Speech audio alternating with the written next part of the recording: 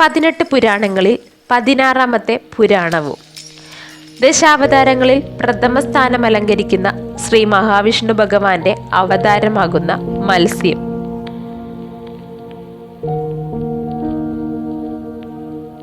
ഒരു മന്വന്തര, അതായത് ശ്രീ ബ്രഹ്മാവിന്റെ ഒരു ദിനം അവസാനിക്കുന്നതോടുകൂടി മഹാപ്രളയം സംഭവിക്കുന്നു. അങ്ങനെ സർവ്വതും ശൂന്യമാകുന്നു. അങ്ങനെ കഴിയവേ അടുത്ത മന്വന്തരം പിറവികൊള്ളുന്നു. അതിൽ ഈശ്വരൻ ആദ്യം ജലം സൃഷ്ടിക്കുന്നു.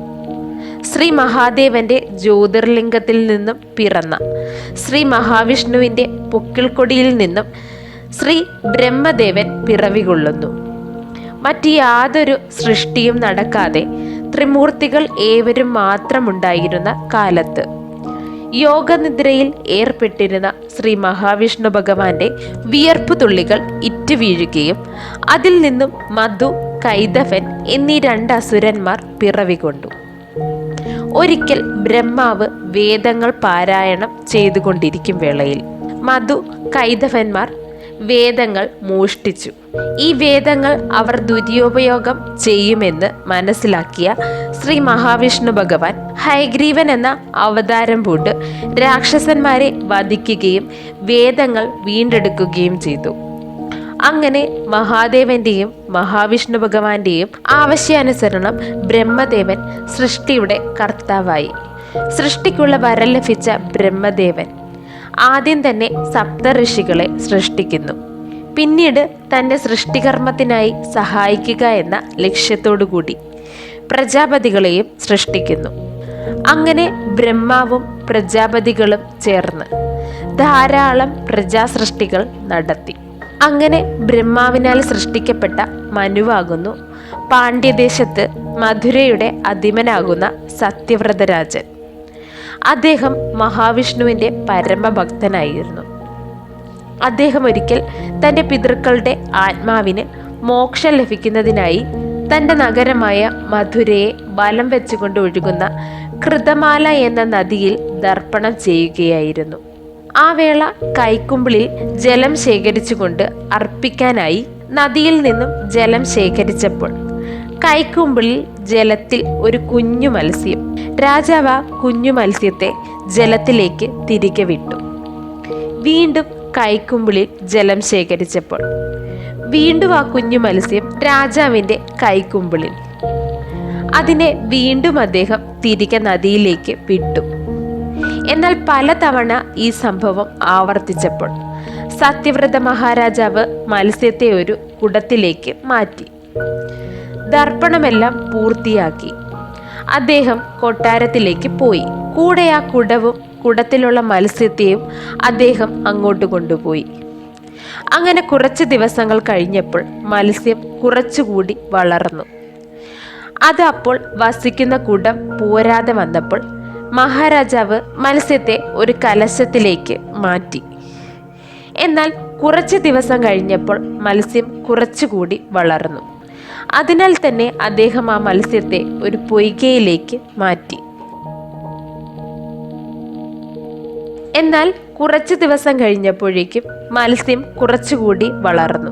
മത്സ്യത്തിന് ആ കുളത്തിലും വലിയ വലുപ്പമായി തീർന്നു. അങ്ങനെ ആ മഹാരാജാവ് മത്സ്യത്തെ തൻ്റെ പരിചാരകരുടെ സഹായത്തോടെ സമുദ്രത്തിലേക്ക് മാറ്റി. അപ്പോൾ തന്നെ അദ്ദേഹത്തിന് ജ്ഞാതമായിരുന്നു ഇതൊരു സാധാരണ മത്സ്യം അല്ല എന്നും ഇതിന് എന്തോ ദിവ്യത്വമുണ്ട് എന്നും. അതുപ്രകാരം സമുദ്രത്തിൽ ഉപേക്ഷിച്ച് പോരാൻ തുനിഞ്ഞ സത്യവ്രതന് മുൻപാകെ മഹാവിഷ്ണു ഭഗവാൻ തൻ്റെ ദശാവതാരങ്ങളിൽ പ്രഥമ അവതാരമായ മത്സ്യരൂപത്തിൽ, അതായത് ശിരസ് മുതൽ ഉദരഭാഗം വരെ വിഷ്ണു ഭഗവാന്റെ സ്വരൂപത്തിലും ഉദരത്തിന് കീഴ്പോട്ടായി മത്സ്യത്തിൻ്റെ രൂപത്തോടു കൂടിയും രാജന് മുൻപാകെ പ്രത്യക്ഷനായി. മഹാവിഷ്ണു ഭഗവാന്റെ പരമഭക്തനും കൂടിയാകുന്ന സത്യവ്രതൻ അതീവ സന്തോഷവാനായി തീർന്നു.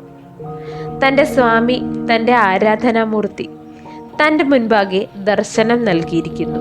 തൻ്റെ കൈക്കുമ്പിളിൽ മത്സ്യരൂപത്തിൽ വന്നത് തൻ്റെ സ്വാമിയായിരുന്നു എന്ന് അദ്ദേഹം മനസ്സിലാക്കി.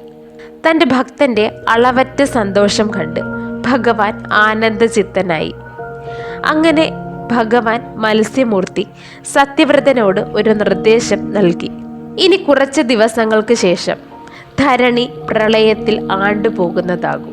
അതിനായി തന്നെ ഭഗവാൻ ഒരു പാശത്താൽ ബന്ധിക്കാൻ കഴിയുന്ന തോണി ഉണ്ടാക്കുകയും അതിൽ അങ്ങും സപ്തഋഷികളും ദ്വിജന്മാരാൽ അയക്കപ്പെട്ട സകല ജീവജാലങ്ങളുടെയും ബീജവും ഉൾക്കൊള്ളിച്ചുകൊണ്ട് പുറപ്പെട്ടതിന് ശേഷം നമ്മെ സ്മരിക്കുക.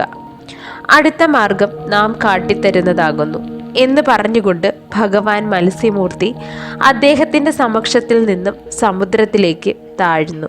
ഭഗവാന്റെ നിർദ്ദേശപ്രകാരം സത്യവ്രതൻ അതിശീഘ്രം തന്നെ ഒരു തോണി പണിയുകയും അതിൽ സപ്ത ഋഷിവര്യന്മാരോടും സർവ്വജീവനുള്ള പുരുഷബീജവും അണ്ഡവുമായി പുറപ്പെടാൻ തയ്യാറായി. അതിഭീകരമായ പേമാരി തുടങ്ങിയിരുന്നു. ജലത്തിൻ്റെ നിരപ്പ് ഉയർന്നു വന്നപ്പോഴേക്കും ഏവരും തോണിയിൽ കയറി യാത്ര തിരിച്ചു. അന്തരീക്ഷത്തിൻ്റെ ഭീകരാവസ്ഥ വർദ്ധിച്ചു. അപ്പോഴേക്കും സത്യവ്രതൻ ഭഗവാൻ അരുളിയതോർത്തു, ഭഗവാനെ സ്മരിക്കുക എന്നത്.